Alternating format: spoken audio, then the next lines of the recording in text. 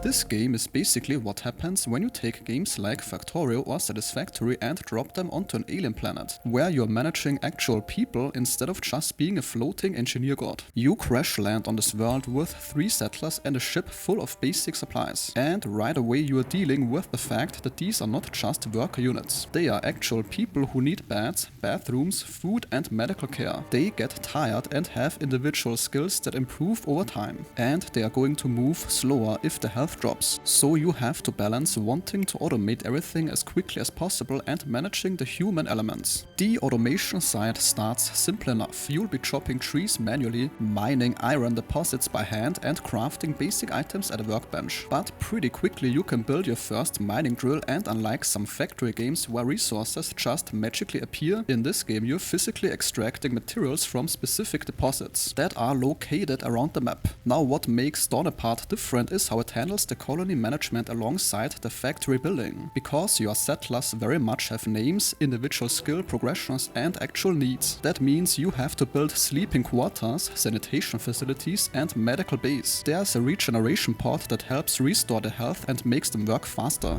The resource chain gets pretty complex, as you would expect from a game like this. You begin with basic materials like wood and iron, but soon you're dealing with multiple types of minerals, different fuel sources and specialized equipment. For example, there's the substance called lucum that requires a special mining setup and specific fuel to extract. The combat system exists but seems underdeveloped in the current build. There are weapons and defensive structures and some mysterious threats, but the focus right now is clearly on the automation and colony management aspects. Naturally, the game also has some rough edges, like the priority system for construction doesn't always seem to work properly. Some buildings won't place where they should, and the interface can definitely be confusing. But there's a very solid foundation here that suggests the developers understand what makes this genre compelling. The game promises multiple biomes, more complex colony systems and expanded combat for the full release. And that sentence concludes today's video. If your time was respected, a like or comment is very much appreciated.